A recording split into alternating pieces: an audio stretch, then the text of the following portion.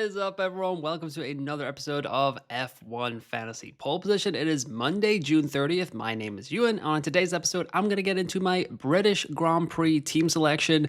We just had the Austrian Grand Prix yesterday. I did a race review. You can find that right up here somewhere in the corner. I'll put a sticker right there so you can click it and watch my race review. Had some great chit chats, about 40-ish minutes talking about all things Spielberg around the Red Bull Ring, Max, Kimi, Gabriel Bortoleto, Nico Hulkenberg, Ferrari, Mercedes. It was all covered there, so go check that out if you want the race review. But if you are liking what you are seeing in the F1 Fantasy Pole Position paddock, please drop a subscribe or like the video. Any of that is greatly appreciated as always. Comments, I always try to get back to that as well. But yes, double header in the middle of a double header right now. Austria yesterday, now Silverstone this week, which could be one of the best tracks on the calendar. So really looking forward to that. But instead of just preambling through all of it, let's just get right into it. All right, Silverstone circuit here, 18 corners, 52 laps, 2 DRS zones. Last 3 seasons, it's been 21st for overtakes, which is pretty surprising. So that's bottom 4 on the F1 fantasy calendar, 10 DNFs, 3.3 average. A lot of carnage coming about from the George Russell, Zhou Guan Yu kind of crash there, if you remember, right there at turn 1 in 2022. But the 2024 podium was Lewis Hamilton, Max Verstappen, and Lando Norris. Quite an epic podium. I remember I was getting off a plane, and I was like, okay, I've managed to get off this whole thing spoiler-free. I got on the train back from Frankfurt to Stuttgart, and I was like, okay, doing well. Haven't checked anything. I really wanted to watch the race, but the Wi-Fi on the train wasn't working. And then I sat up, the person in front of me, and I saw Lewis Hamilton holding a giant Union Jack flag, and I was like, I made it so far. Will he go back-to-back this year? I highly doubt it, but we will see. Crazier things have happened. Lando Norris looking in fine form right now. He was probably one of the faster drivers on track in Canada, just made a bad decision with that battle with Oscar Piastri, and yesterday managed the race almost to perfection. There were a couple of nervy moments there, but Norris is looking good, so maybe he will come into our thoughts. But yeah, Silverstone, fantastic track. The S is there, the low speed, the high speed. I'm so excited for Silverstone this weekend. It's going to be pretty epic, and hopefully you guys will get to watch as much as possible. Pirelli are bringing the C2, the C3, and the C4, which is a step softer than last year's C1, C2, C3. So that'll be interesting as they continue to kind of mix up the tire allocation for the 2025 season. And the weather. This is going to be kind of a big talking point here. So Friday, Saturday, and Sunday, they're all going to be kind of cool, but it's actually getting cooler throughout the weekend. So Friday, it's 23 degrees Celsius, which is 73 degrees Fahrenheit, partly sunny. Saturday is 22 degrees C, 72 degrees Fahrenheit, cloudy with a 55% chance of rain. And Sunday, it's 20 degrees Celsius, 68 degrees Fahrenheit, cloudy, and a 56% chance of rain. That's what the big picture is on the screen right now. That is the AccuWeather forecast as of 7:30 a.m. On Monday, June 30th for the British Grand Prix. So changeable conditions should be very interesting for the British Grand Prix. And that plays into melting Mercedes. Yes, it is back. As you can see here, they have had some interesting races so far this season in the 2025 campaign. When the track temperature averages out to be less than 40 degrees Celsius or 104 degrees Fahrenheit, which it looks like they have changed that to a star on my little formatting there. So great job by them.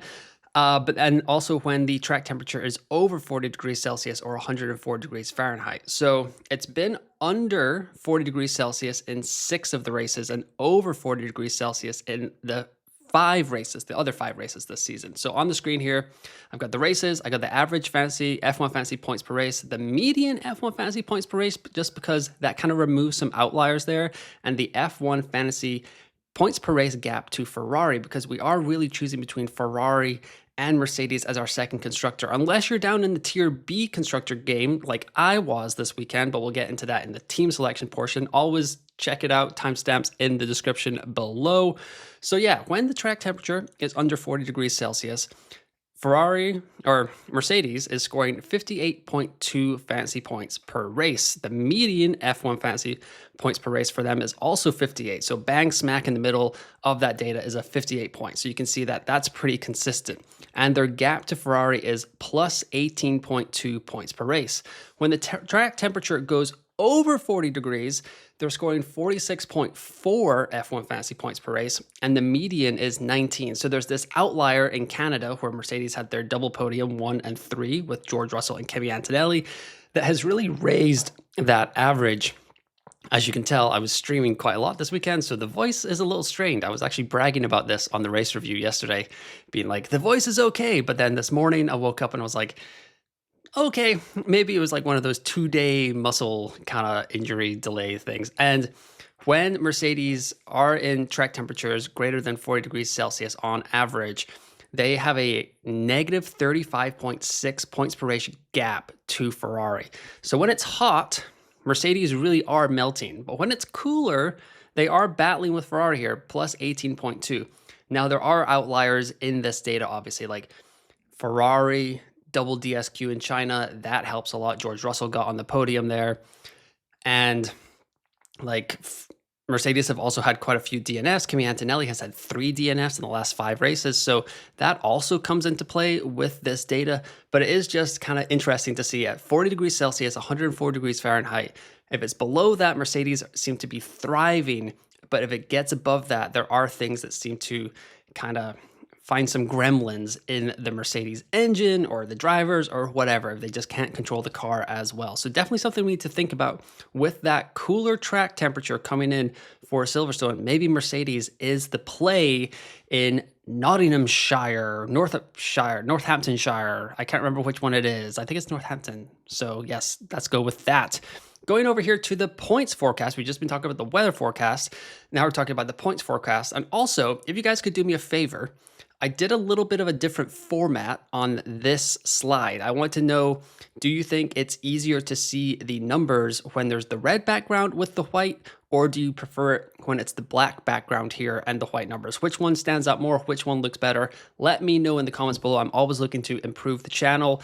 And if you want to help me help myself improve the channel, is that the right way to say that? Don't forget to drop a like on the video and subscribe. Trying to grow the channel. 3,500 by the summer break is the fingers crossed goal, so help me out there. We just got past 3,300. So on the screen here, I've got Fernando Alonso, Gabriel Bortoleto, Nico Hülkenberg, Esteban Ocon, and Ollie Barron.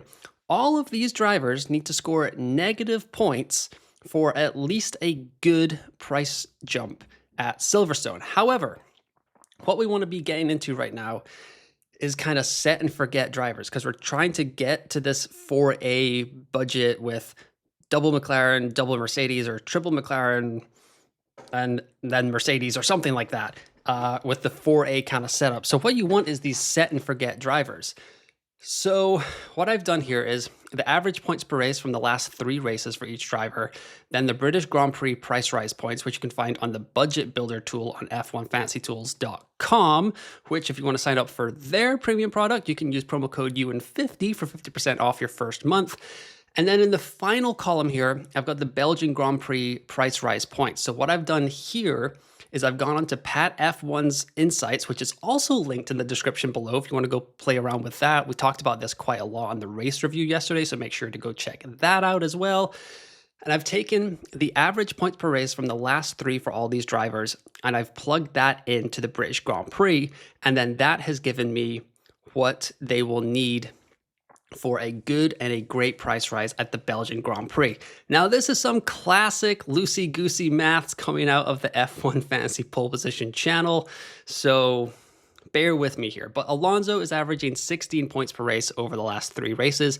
In Silverstone, he needs negative 18 points for a good price rise, negative 13 points for a great price rise. And if he scores 16 points in Spa for the Belgian Grand Prix, he'll need negative 10 for a good price rise and negative 5 for a great price rise. Gabriel Bortoleto is up here next, 11.3 points per race over the last 3 races. Negative 16 and negative 11 for the price rises in Silverstone. If he gets to that 11.3 average points per race in Silverstone, he'll need negative 20 for a good price rise, and Spa and -15 for a great price rise. Hulkenberg is next, 22.3 points per race. We keep saying that Sauber and Hulkenberg can't keep doing this, and yet they keep doing it. So I'm not entirely sure if I can keep doubting the man. -13 points for a great or a good price rise at Silverstone, -8 for a great. And then in Spa, it's going to go -19 and -11. So all of those options, Alonso, Bortoleto, Hulkenberg, I've seen a lot of teams that already have these three assets. So great job by y'all. I'm pretty jealous, to be honest. I have Alonso and Hulkenberg. I'm looking to bring in Bortoleto this week. And then the next two here are Ocon and Behrman. Those were kind of outside shots. I did highlight Esteban Ocon in my transfer targets episode last week on the channel, kind of saying that Haas, they like to qualify low. Austria is a pretty high overtake track. That seems to be where Haas are thriving this season in F1 Fantasy. So Ocon came through, got the great price rise. He's averaged 11 points per race over the last 3. He needs -7 for a good price rise and 0 points for a great price rise in Silverstone. And if he gets to that 11 points at Silverstone, he'll need -6 for a good price rise in Spa and then 2 points for a great price rise in Belgium. Am I sure that all of these drivers are going to hit their average points per race? I don't know, but it's still very encouraging to see that there are a lot of kind of set and forget potential assets in F1 Fantasy. Ollie Behrman is the last one here, 7 points per race over the last 3. He needs -2 points for a good price rise, 4 points for a great price rise at the British Grand Prix. If he hits those 7 points, he'll need 0 points for a good price rise and 6 points for a great price rise at Spa, which is a sprint weekend, so points will be easier to come by, as will DNFs more than likely, because there's going to be 3 sessions to kind of pick up a DNF, or 2 race sessions and a qualifying. So as of right now, I think Alonso, Bortoleto, Hulkenberg are going to be the 3 main assets. However, if you already have them and you're looking for another sneaky 0.6 gain coming in, Ocon's looking good, Behrman's looking good. These are kind of the class of the tier B drivers right now. So all 5 of these assets will be very popular heading into Silverstone. Some of them are already super popular, like Alonso and Hulkenberg. Bortoleto shooting up there this weekend as well with his huge performance. So let me know what you think in the comments below. If you already have 3 of these drivers, are you going to bring in a 4th driver? What are your plans for the British Grand Prix? But now that I have gone through the main part of my episode, let's get into some team selection. Alrighty, so here's the T1 squad for F1 Fantasy. As you guys probably saw, if you followed me on my deadline stream, that was like a marathon stream, 3.5 hours long or something like that, you will know that I went a little bit different here. I've got George Russell, Fernando Alonso, Nico Hulkenberg, Oscar Piastri, Isaac Hadjar, McLaren, and Aston Martin in my squad. I used all 3 of my transfers. I'm going to feel that a little bit this week. I'm looking ahead. It feels like a -10 is in my future. It's part of the game. I don't have my wild card left, so it is kind of what it is. So Piastri, Alonso, Hulkenberg, McLaren are all sticking around. But the 3 assets that are kind of on the chopping block for me are Russell, Aston Martin, and Isaac Hadjar. The one transfer I'm pretty much guaranteed to do this week is going to be Isaac Hadjar to Gabriel Bortoleto. I'm going to take my licks, or I'm going to take the earnings that I've got with Isaac Hadjar over the last few weeks. He's been a phenomenal asset, just fell short of the 0.6 rise. Would have been another sweet budget gain. I think I went up 2.9 million in budget and like a 200 place green arrow in F1 Fantasy. I was pretty much a gray arrow this week, but I did get some more budget. So I'm at 117.4 million. So starting to feel a little bit better. Still concentrating on the budget rising aspect here. But yeah, I can kind of get right back into this template mode with a -10, which is not bad. Depending on how Ferrari looks with their new upgrades, 3-4 in Austria is good, but it was quite hot. Red Bull's off the table for sure. They're looking quite miserable. So Mercedes, the problem is when I go with Mercedes, it leaves me in this like kind of weird price point where I have 15 million left, and it's opens up some scenarios where like I can't keep George Russell obviously, but like going down to any of these assets here, like Esteban Ocon's at 8.3, that leaves me with 6.7 million, which is enough to get in Lando Norris, but then that's me looking at a -20 to get to this squad. Is a -20, like I've got 4 assets right here, probably the 4 assets that are going to rise the most likely. If we go over to the budget builder here, 0.6 million. As you can see, Alonso, Bortolotto, Hulkenberg, Ocon. Behrman, I just showed you this on the other chart, so thank you to F1 Fantasy Tools for letting me kind of repurpose that and then adding Pat's F1 Fantasy Calculator here. But all the other B tier guys, Colapinto, Gasly, Alpine looks miserable, Stroll. I've never been more nervous having a constructor in my squad that has a certain driver in it than having Aston Martin this weekend. Despite them being on for another 0.6 price rise, I'm trying to get out of the Aston Martin game as fast as possible. But if I did want to stick around, say Aston Martin look good again and I get tricked again, this is leaving me with 25.1 million, which is 0.4 million short of Oscar Piastri, which is a little frustrating. But Charles Leclerc could be there. That's a negative. That's just 2 free transfers. That's 3 free transfers. Sorry, because I take Oscar Piastri back. But yeah, it's kind of like Max is on there as well. He'll be kind of like bull in China shop, but he's probably going to fall. And I'm still kind of prioritizing budget building as well. So I'm in this like strange price point where I could go back up to Ferrari, and that leaves me with a little bit more like appropriate funds, less money in the bank to get into Esteban Ocon. Still a -10, but that's okay. But I'm pretty sure I'll be looking at a -10 this week unless Aston Martin really do look like they're flying out the gates. Ferraris may be struggling. I could keep George Russell. Is there a world where I'm like rolling a transfer? I don't really see it, but like if Mercedes look great and Russell looks good and Aston Martin somehow look good, I'm still in this kind of area as well. So I guess there's a lot of options for me in F1 Fantasy this week. I could be rolling a transfer or taking a -10. I don't really see myself just sticking to 2 transfers. So it'll either be rolling or a -10. Let me know what you guys think in the comments below. I know we're playing for points, but there is a certain aspect of me that's like, yeah, I don't know. So I guess the thing is Russell plus Aston Martin could be a 0.9 gain, but that would be the same gain as getting Ferrari or Mercedes plus Esteban Ocon. And I feel like that probably scores more points. So this is a kind of area that I'm thinking about. I could always do the whole like setup for final fix thing that I don't have to take a -20. Oscar Piastri looking pretty good to rise a little bit more, at least 0.1. I mean, the 31 points is a little bit difficult here now that we're getting into, he's like 25.5 million. So it's getting a little bit tougher for Oscar to keep rising. Russell will rise as well, outside of not kind of completing the race. I expect him to finish top 5, top 6 quite easily. But yeah, this is probably the most sensible option I can go with, a -10. Yeah, Bortolotto was probably the play. Kick Sauber was probably the play as well. Like maybe if I had Kick Sauber, if I'd just gone with Kick Sauber originally, I would have had a fair bit of money to go. Like I probably would have had Hadjar, but yeah, it is what it is. So this is where I can see myself ending up at the deadline on Saturday before qualifying, where I've got Bortolotto in here, and I'll have who was the last driver there?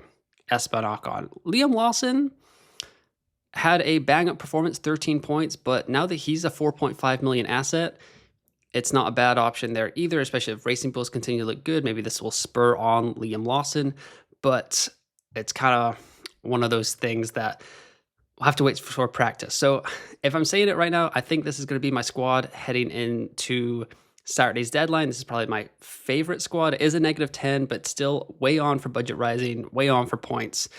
Maybe I should have done that in Austria anyway, but it was fun to be a little bit different and see how it all went down. But let me know your lineup conundrums and what you're thinking about in the comments below.